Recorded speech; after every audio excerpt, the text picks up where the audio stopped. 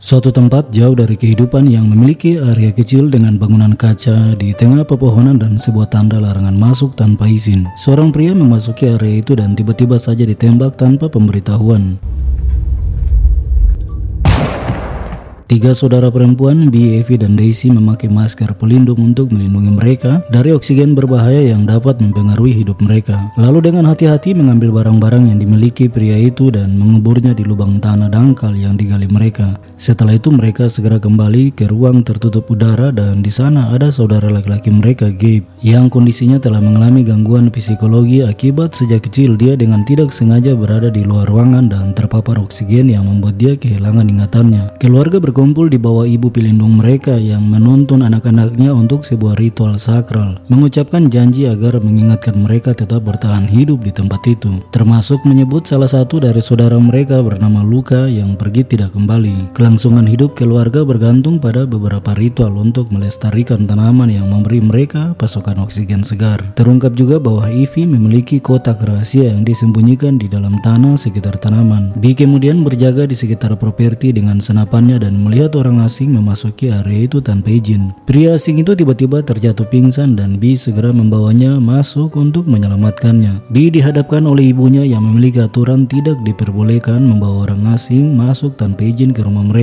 Namun B memohon pada ibunya bagaimana kalau pria itu telah melihat luka. Awalnya ibunya marah, namun dia menyerah dan memutuskan mengobati pria asing itu. Gabe yang tidak stabil saat akan tidur, ibunya harus menceritakan beberapa kisah untuknya sambil mengikat pergelangan kakinya untuk menjaga agar dia tetap tenang. Keesokan pagi Gabe terbangun dan menjadi bingung karena mengompol di tempat tidur, membuat kedua saudaranya segera membersihkan spraynya, tapi tampak Evie mengambil bagian untuk membersihkan Gabe. Kemudian gadis-gadis mengganti perban orang asing itu yang sementara terikat rantai di kursi. Lalu tidak lama ibunya datang untuk menginterogasi pria itu tentang namanya dan asalnya. Pria asing itu mengaku kalau dia diserang dan tidak ingat namanya. Dia juga bilang kalau dia datang melewati kota dan tidak ada orang di sana, dan yakin kalau kelompok Street telah mengambil sebagian besar kota. Mengakhiri interogasi itu, sang ibu menegaskan kalau pria asing itu harus bekerja agar bisa diberi makan. Beberapa hari kemudian, Evie membawa kotaknya untuk menunjukkan beberapa permainan milik Gabe saat dia masih kecil.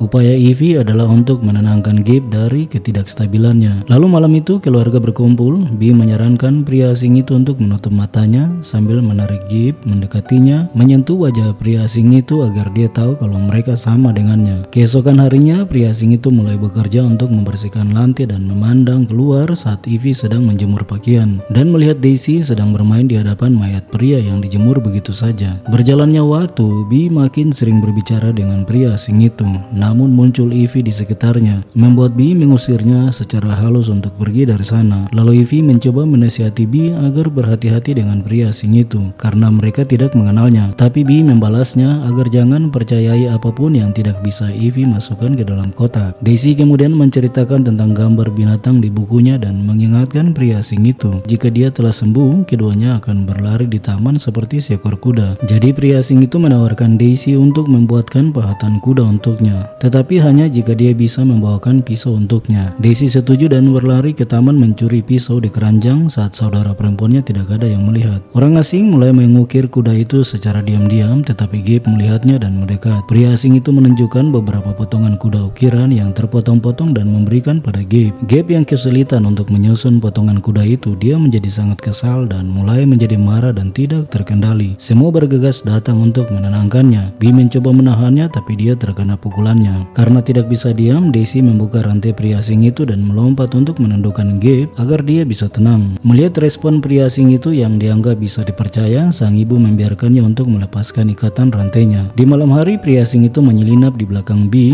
Mereka berdiri di dekat cermin dan B memanggilnya Luka. Pria asing itu mengoreksi kalau dia bukan Luka karena dia tidak merasakan apa yang seharusnya dirasakan saudara laki-lakinya. B menjadi yakin dan menegaskan bahwa kalau begitu dia adalah Luka. Keesokan harinya, karena tidak ada kuas serbuk untuk mengulis bunga, B meminta pria asing itu untuk pergi mengambilnya di gudang benih. Di sana dia bertemu Evie yang sedang membuka kotaknya dan bertanya pada Evie tentang kotak ingat ingatannya, permainan yang biasa dia mainkan dengan kakaknya Luka. Namun Ivy tidak mempercayai orang asing itu dan menjadi marah karena dia mencoba menggantikan peran Luka di dalam keluarga mereka. Beberapa hari kemudian, Bee yang bertugas untuk berjaga-jaga di luar area dan ditemani pria asing itu. Lalu seseorang sedang menyelinap memasuki pekarangan mereka dan Bee akan segera menembak, tapi sebelumnya terganggu dengan gerakan pria asing itu. Tidak lama Ivy menemukan Bee dan orang asing itu memiliki romansa di gudang benih. Dia diam-diam bersembunyi melihat mereka, tapi berhenti saat pria asing itu menatapnya. Ivy melarikan diri dan pria asing itu mendatanginya dan bertanya apakah dia hanya suka menonton saja. Marah, Ivy melemparkan alat ke arah wajahnya dan dia menangkapnya. Lalu memberitahu pria asing itu bahwa triknya mungkin berhasil tetapi tidak pada dirinya karena Bee sangat ingin Luka kembali. Ivy memperingatkannya untuk berhenti memanipulasi Bee karena pikirannya rapuh dan pergi kemudian. Orang asing itu menemukan kotak rahasia Ivy di bawah tanah. Dia melihat kalung Luka dan mencurinya. Lalu keluarga berkumpul untuk ritual harian mereka. Tetapi Ivy melarang kehadiran pria asing itu, mengatakan bahwa ritual itu adalah suci dan bahwa orang asing itu bukan keluarga mereka. Semua orang menolak, tapi Bee mencoba mempertahankan pria asing itu untuk bergabung karena berpikir dia berada dengan mereka. Pria asing itu kemudian mengeluarkan kalung Luka dan mengatakan bahwa dia selalu menyimpannya dengan aman. Ivy tidak menerima itu dan protes pada semua orang kalau pria asing itu menggunakan ingatan mereka untuk menggantikan Luka. Daisy campur tangan dan mengatakan bahwa mereka seharusnya membiarkan dia menjadi Luka mulai sekarang. Sang ibu menyela pembicaraan dan menegaskan pada Bee kalau dia sebagai kakak seharusnya dia menjadi pelindung untuk keluarganya dan membenarkan sikap Ivy. Malam itu Ivy mendatangi kamar ibunya meminta maaf atas sikapnya. Lalu ibunya mengungkapkan bahwa sebentar lagi Bee akan memiliki anak dan mereka harus memutuskan siapa di antara mereka yang akan pergi karena oksigen tempat mereka tidak mencukupi untuk penambahan orang. Sang ibu kemudian memberitahu Bee bahwa setelah dia bersenang-senang, dia harus menerima konsekuensi yang akan diterima untuk memilih pria asing itu atau anaknya kemudian. Bee yang tidak bisa menerima peringatan ibunya, dia mulai menangis dan berteriak dan membuat Gabe berlari keluar ketakutan dan tanpa alat pelindung. Pria asing yang melihat itu segera berlari dan membawa masuk Gabe. Siang itu pria asing bergabung dengan Bee untuk tugas jaganya.